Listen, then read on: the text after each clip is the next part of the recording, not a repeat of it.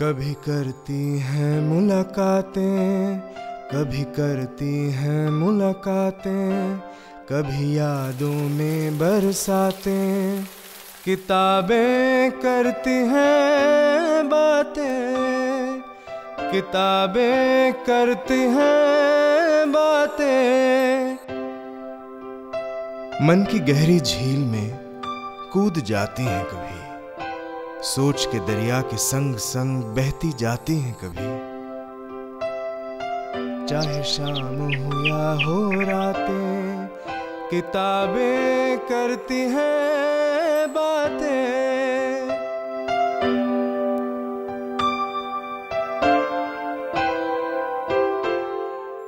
Welcome to Kitaabnama, Books and Beyond. Today I have with me the South African writer Damon Galgut, who is going to speak about his book on India and on the colony, empire, love, politics, all of these things. Damon, welcome to the show. Thank you, I'm glad to be here. Last year you published your 8th book, Arctic Summer, and it was a new subject for you. You moved to India. What made you, it's a book about E.M. Forster, what made you want to write a book about E.M. Forster in India 100 years ago? Yeah, it's all of those things really. I've been visiting India now for the past 15 years. I believe this is my 13th visit to your country. So I have a growing involvement and love for it. And it was really my affection for India that took me back to A Passage to India, which took me in turn to Forster's life story. And I realized that the writing of A Passage to India was an unusual story in the sense that it took him 11 years and that he was stuck for 9 of those years, which even by the standards of the most blocked writers is quite a long time. I mean, I've been wanting to find a way to write about what goes into the writing of a novel. And this seemed to me a great opportunity to do that because it reflected my own, passion for India. And of course, there's a kind of buried story in Forster's life which led him to this book. He met a young Indian in England in 1906 called Syed Ross Massoud, who I believe comes from a very illustrious Indian family. And Forster fell in love with Massoud. Massoud was a straight man and couldn't reciprocate Forster's feelings. But Forster, being gay, did not let go of his affection for Massoud. And it was because of that he came to India, that he thought about writing about it. And I think in a much deeper way, his involvement with Massoud and the fact that it couldn't take the step that Forster would like it to take got built into his novel, not only in the obvious way, because people talk about the friendship between Aziz and Fielding in the book as reflecting Forster's friendship with Massoud, but in fact in a much more buried way. The famous caves episode at the center of A Passage to India, with the allegation of sexual assault which might or might not have happened. I think it's a reflection of what Forster wanted to happen between him and Massoud, but it didn't. And perhaps there isn't the scope in this interview to go into it, but it was around Forster's visit to Massoud on his first Indian trip that the genesis of the book took place, and I think it's built into the whole psyche of the book. So Forster, in a way, comes all the way out to India because he's a prisoner of his feelings. Well, that's true. He had spent quite a lot of time with Massoud's friends in England, and he'd heard them talking politics at the time. So he'd already picked up the fact that there was a great deal of frustration with the Raj, obviously, and because of his connection with Massoud, I think his affections had already started to move in the Indian direction. I know Passage to India is a contentious book, which seems slightly unfair to me, I have to say, because Forster really stuck his neck out, and I mean, he took a lot of flack for that book, and it's considered actually to have been instrumental in shifting people's attitudes about the empire and about the Raj in particular. So it seems unfair to me that he should have been beaten up by the English and by the Indians. But that was kind of Forster's position. He was an outsider because of his sexuality, I think. He was part of the British establishment, and he seemed to be an insider, but in fact, all the time he was operating like a kind of a spy and feeling sort of outside things. His affections, I think, were more with the Indians than with the British, and he brought that with him when he came here. I mean, if you read his journals in his travels here, he's very scathing about the British and how they're treating their subjects. When you're writing about a subject like Foster who has his own style, how did you evolve your own style to match that in the book? Well, it's an interesting question because I've tried to not actively emulate Foster's style. That would be a bit grotesque, but at least to sink into it in a way. You know, a lot of writers, myself included, if you're busy working on a novel, it's a good idea to avoid reading other books that have a very strong style because it can creep into your own. In this case, I read a lot of Foster and I welcomed his style into my own. So I've sort of let go, if you like, with the qualities maybe that I have that overlap with Foster's. I mean, a certain irony and a kind of humor. But Foster has a fullness of tone and a formality of language that are not very contemporary. So I had to think myself into that headspace. To some extent. Yeah, my own style is, my own inclination as a writer is to pare things down and to cut things down to the bone, whereas Foster was much more forthcoming. So, yeah. If one wanted to make a short history of English literature in the 20th century, around this time especially when Foster is writing, could one make a kind of useful partition between British writers who never left the country and those who did and travelled and could write about empire from what they saw of it from the outside? Well, I'm no expert, but it seems to me that there were probably a great many people who travelled in the way that Foster did to these far-flung outposts of empire at the time, but that did not have Foster's sympathy with the subject people. A lot of people were writing in order to reinforce empire, in fact. Whereas I think, again, it comes down to Foster's sexuality, because he went to these places. It's not an accident that Foster's sexual life, limited though it was, really only took place in these years of his life in Egypt during the First World War and in India on his visits here. It was because it was far away from people who knew him, who could observe him, and very specifically far away from his mother.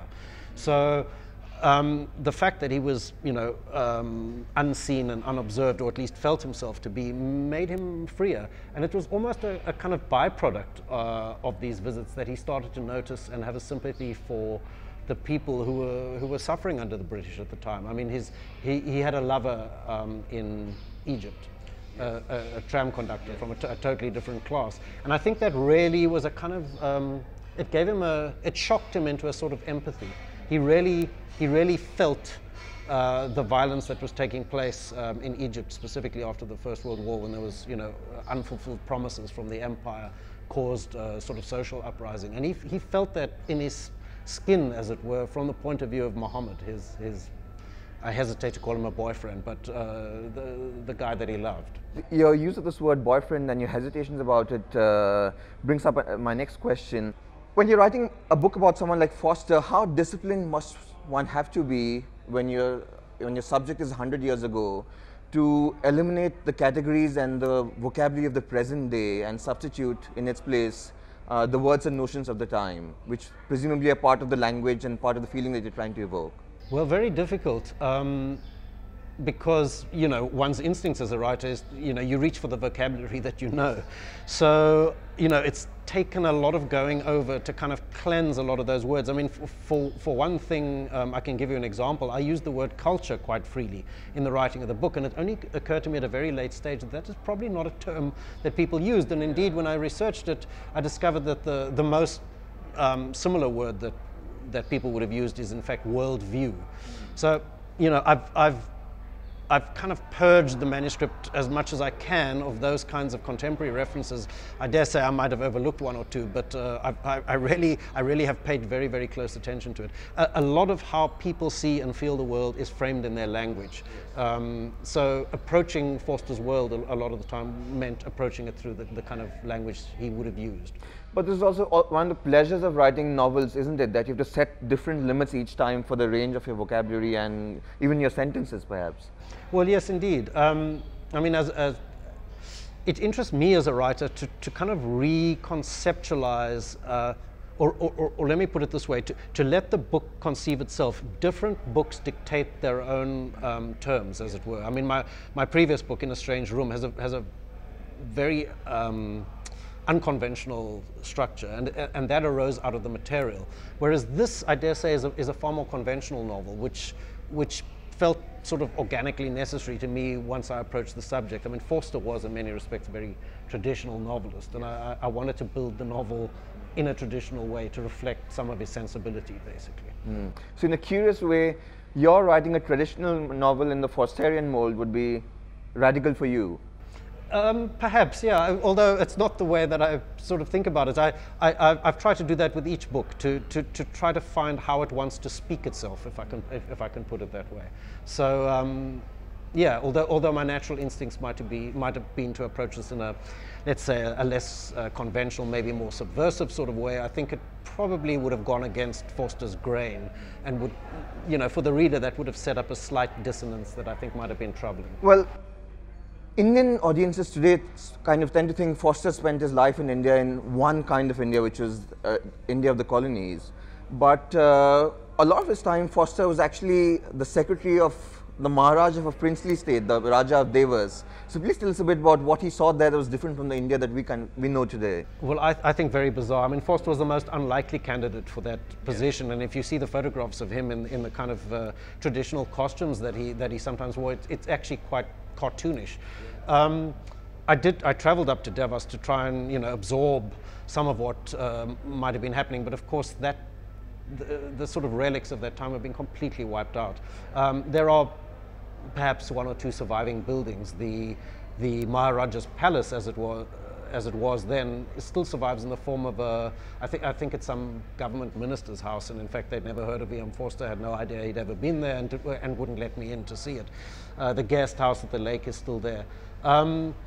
Yeah, you know, as I'm sure most Indians know, the princely states were a strange sort of aberration that lingered on under the British. They were allowed to, you know, do their own thing and flourish and carry on in a nominally independent way, although they were totally supervised by, you know, political agents, and, you know, in the same way, I guess, that the Bantustans in South Africa were allowed to give the appearance of being independent. So yeah, it was a kind of a peculiar point in history, and a sort of peculiar pocket of the empire, as you say, for Forster to have landed up in. But it was on that second visit, and while he was there, that I think Forster kind of freed himself from his writer's block. It's hard to say exactly why, but I think something about India fell into place for him. Something about his relationship with Masood finally worked itself out as well, and he was able to move on with his book and complete it in a relatively short period of time. Last question for you. When you write a work of fiction about a writer, all sorts of other writers also pop up with walk-on paths. Yes. In Arctic Summer, which of these were most interesting for you? Also, I meant to ask you, in Alexandria, Forster met Constantine Cavafy, the Greek writer, a very, very great writer of the 20th century. And did Forster read Cavafy, and what do you think of him? Because Cavafy thought a lot too about the relationship between power and sex. Well, in fact, Forster was very much the reason that Cavafy became known by the West. I mean, Forster made it his personal project to introduce his poetry to the West, and continually was writing to Cavafy and saying, send me translations of your poems. And Cavafy, oddly, was not that interested. He kept saying, yes, yes, I will, and then almost working against his own interests. But Forster was very much instrumental in making us aware of Cavafy. But of course, Forster, you know, moved in very particular circles. He was on the fringes of the Bloomsbury group, so he knew Virginia Woolf and Leonard Woolf and you know, their entire circle, and the Woolfs were very helpful to him in the writing of Passage to India too. He had a fairly memorable encounter with D.H. Lawrence, who, you know, they were nominally friends, but you couldn't think of two writers who were more, you know, opposed in an emotional sense. One of the great pleasures of writing this book is in giving body to those encounters and imagining the kind of things they might have said to each other and what might have taken place in you know, their interactions. Not that different, I might say, in certain respects from the way contemporary writers interact with each other, the kind of jealousies, backstabbings, rivalries, all of that. Always the same. Yes, some things don't change. Empires may fall, but writers remain the same. So Damon, you said you've come to India a dozen times and this book came out of it. Are there going to be any further Indian engagements for you? I don't know. In my previous book, In a Strange Room, I wrote up a very unhappy episode that occurred in India, one of my journeys here, very, very different to Forster's experience. But both of these sort of arose unexpectedly for me, my Indian books. But one writes about what one knows, and India has become part of the fabric of what I know. So it's possible, but I don't have any conscious plans at the moment. One thing that has remained a mystery for Forster, which I don't know if you come to in the book, and whether perhaps you offer a suggestion in fiction that solves it, was this question. Forster lived on for 50 more years or more after he wrote Passage to India, but he never wrote another novel. What do you think was the reason for this? It's a kind of mystery. He wrote in his diary at one point to say that it takes great courage to write a novel, but that a greater courage would be to give it up. So perhaps for him it was a courageous act. I mean, Forster had an unusual career in the sense that the novels that we know, his other novels before he came to this rather exotic one, all occurred in a kind of a concentrated flurry right at the beginning of his career. Then he had this long struggle to complete this book, and I think the struggle indicates that he was, if I can use a metaphor, that he was drawing water from a very deep well, and that maybe that effort exhausted him, or maybe the well had run dry. I mean, he wrote short stories, he wrote essays, book reviews, and so on, but the novels were done. And he didn't seem particularly tormented by that fact. I mean, almost every writer that I know is tormented when they're not writing, but Forster had this kind of serene quality. There was an interesting exchange between him and Virginia Woolf, which Forster did not remark on, but I found it in her diary, where suddenly in a conversation, apparently, he said to the Woolfs, I think I'm not really a novelist. And she thought about it for a second and she said to him, no, I don't think you are. So maybe there's a truth in that. They seem to know what they were saying to each other. So perhaps she recognized this quality in Forster, that he was not finally the sort of creative force that she herself was. And the last thing that I wanted to ask you about was that Arctic Summer is also the title of an unfinished manuscript by Forster, and that's what you draw on in writing this book. Where can one read this, and to you, is this manuscript, which Forster never finished, of any aesthetic worth? Is it part of the Forsterian canon? It has been published posthumously, but in fact, some people regard it as Forster's unfinished masterpiece. I really don't see that. I mean, and Forster himself didn't think it was going anywhere, or he would probably have finished it. It remains a fragment of, I think, 60 or 70 pages, but it's not very different to the other novels he'd written. It's kind of discussing, English people stumbling around in Europe and at home, the sort of English muddle that he specialized in. And it seems to me that his instincts were straining in a different direction, the direction of A Passage to India. Damon, thanks so much for being on the show with us. Thank you for being with us today on Kitaabnama Books and Beyond.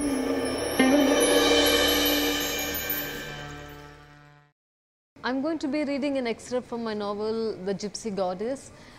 It is about the massacre of 44 Dalit men, women and children who were landless agricultural laborers on Christmas Day 1968 in the village of Keelvenmani in Tamil Nadu. So I'm going to read a portion from the early sections of the novel which talks about the problems of writing about a place like this. It is common knowledge that no land would ever be found interesting until a white man arrived, befriended some locals, tried the regional cuisine, asked a lot of impertinent questions, took copious notes in his moleskin notebook, and then went back home and wrote something about it. Ptolemy, part ethnic Greek, part Hellenized Egyptian, like other white men of dubious descent, took great pride in his knowledge of far-flung places, and succumbing to the pressures of the publication industry and his own mounting bills, set out to write a Lonely Planet guidebook, in which he made a passing one-off reference to a Tamil port city called Nigamos. Hurtled to history in this desperate fashion, Nagapattinam would patiently wait until a Tamil woman came along and decided to write a half-decent novel set in its surroundings. Between the 16th and the 20th centuries, Nagapattinam went from the very white hands of the Portuguese to the Dutch to the British. Even as she dallied with any of these varieties and every other walk in Vellaikaran, she kept intact her liaisons with the Arabs and the Chinese. Everyone stole her rice and left religion as a souvenir. She lived with their gods like old women do. And because she managed to sink into their stories and make them her own, she rose above the other towns, metamorphosing from a sleepy port into a self-contained pilgrimage circuit. In this land, abounding in legends, one temple promises that God will be the ender of death. At Sikkal, Murugan receives the spear from his mother before he sets out to battle oppressive demons. Bathing at a temple pond in Tirunalluru saves anybody from Saturn's 7.5-year itch. Religion reverses its role of divisive troublemaker. Everybody flocks to the Nagur Sufi Dargah. Everybody with a desperate prayer walks on their knees to Our Lady of Velankani. There is no accounting for taste either. Here, the usually bloodthirsty Kali is sated with Sakkarai Pongal, a sweet feast of rice cooked in jaggery, while the locals a little distance away will show you the exact place where the Buddha came with his lamp and sat under a tree and disappeared. Even St. Anthony, who specializes in finding lost objects, came floating into their midst during a flood. Famed for its large chariot and its buxom Devadasis, the temple at Tiruvarur once ensured that both gods and men were assured of a good ride. Then there is the temple for the pubescent Nilaya Dakshe, the only Tamil goddess with blue eyes. Clearly, some in the steady stream of visiting white men had spilled their seed.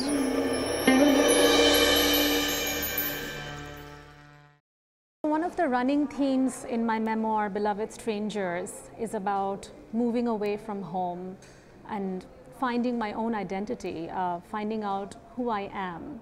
So I'd like to read the opening scene of the book where I talk about my birth, obviously an experience that I didn't witness, but I talk about it in a metaphorical way to show sort of my separation from my mother's body and how I came into my own being, and then I expand on this in the book. The 3 stages of separation: kicking and screaming. Maybe the child already knew that once she stopped sharing the same body with her mother, her world would shatter irreparably. That knowledge alone must have made her cling to the walls of her mother's womb with all her infant strength. Her mother lay on her back on a damp hospital bed, flanked on both sides by nurses in white.